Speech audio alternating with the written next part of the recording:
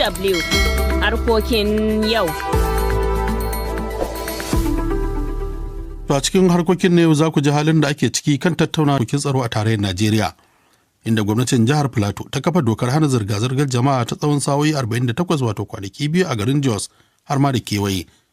Sakamakon sake fuskantar hare-haren 'yan bindiga a yankin unguwar Rukuba da ke birnin Jos. Maharan sun shiga yankin ne cikin mota sannan suka buɗe mutane wuta cikin dare, lamarin da ya janyo asarar rayuka da dama. Wakilin Abdullahi Maidawa Gurgui ya aiko mana da wannan rahoto.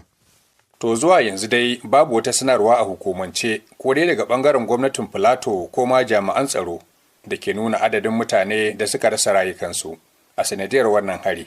To sai dai wasu mazauna yankin anguwan Rukuba sun shaida min cewar an rasa rayukan mutane da dama, musamman ma matasa da mata, inda kuma zuwa yanzu hotuna suka karaɗe kafofin sadarwar zamani da ke nuna irin barna da 'yan bindigan suka aikata.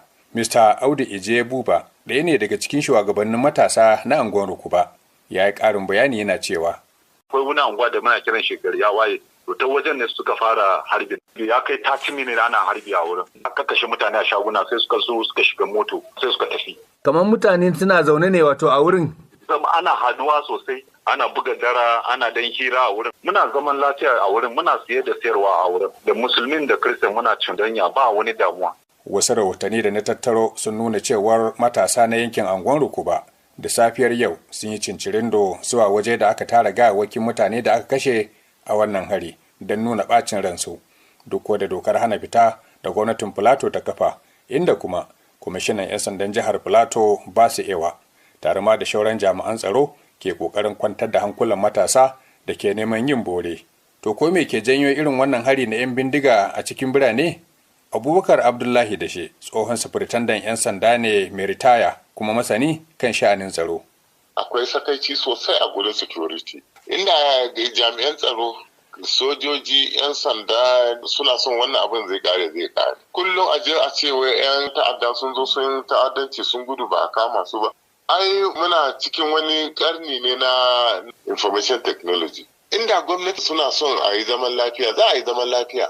To amma wayannan 'yan bindiga zuwa suka ajiye mota suka fara buɗe wuta kan al'umma mazauna wannan yanki.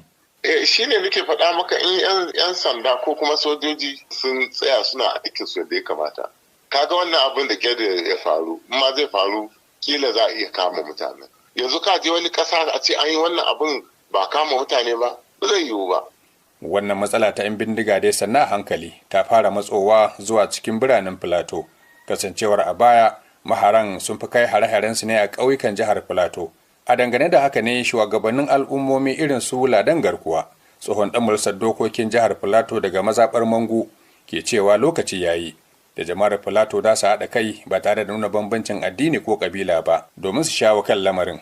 Dole mu zamanto muna sa ido akan abubuwan da yake faruwa domin mu kare kanmu. Wannan abu ne wanda muka bari izo ya shige mu babu wanda ba zai cutu ba. Kar ka yi tunanin cewa wannan abu yana faruwa misali a Mangu ka ce a ai kai kana Jos bai shafe ka ba, zai zo shafe ka. Saboda haka idan abu ya zo mu haɗa kai gaba ɗaya mu je mu yaƙi wannan abun. Idan muka haɗa kanmu ba za penetrate namu a zo a shiga cikin mu a cutar da mu ba. Amma matuƙar namu goyi bayan mu dinga ɓoye 'ya'yanmu wanda suke masu laifi to nan ne damuwar take. Abin da yake faruwa a Maiduguri kenan, Katsina, Zamfara da sauran gurare duk wannan abun da yake faruwa kenan.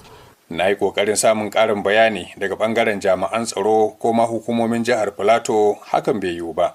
To sai dai wata majiya ta shaida min cewar ɗazu-ɗazun nan gwamnan Plateau Caleb Mutfwang ya kai ziyara zuwa yankin na anguwan Rukuba dangane wa idansa irin ta'adi da 'yan bindigan suka aikata. Zuwa yanzu mazauna birnin Jos na ci gaba da biyayya da wannan doka. Abdullahi Maidawa Gurgui, DW Hausa daga Jos, Najeriya. Gwamnatin mulkin sojin jamhuriyar Nijar ta amince da wani daftarin doka na kafa jami'an tsaro na sa kai mai taken Domin Laidi, kwatankwacin makamancinsa a ƙasar Burkina Faso, domin taimakawa sojoji wajen magance ƙalubalen 'yan ta'adda. Daga cikin waɗanda za a ɗauka aiki akwai tsaffin sojoji da mazauna yankunan da abin ya shafa. Wakilinmu na Yamai Salisu Bukar ya yi nazari kan ƙalubale ko ma ribar wannan sabon tsari.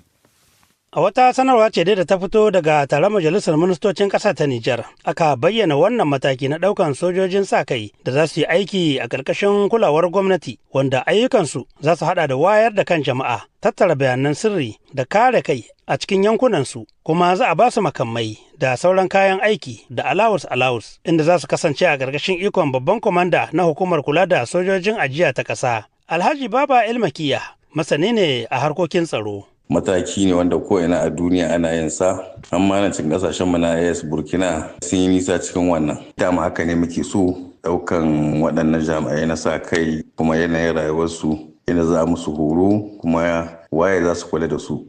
Ga Farfesa Dikko Abdulrahman, masana harkokin tsaro da ayyukan ta'addanci kuma malami a jami'ar birnin da Magaram, na ganin cewa wannan mataki ya wajabta idan aka yi la'akari da faɗin ƙasar ta Nijar da kuma ƙalubalen da ke tattare da ita na tsaro. Sai dai kuma yana da kyau a cewarsa a tantance waɗanda ta kamata a ɗauka.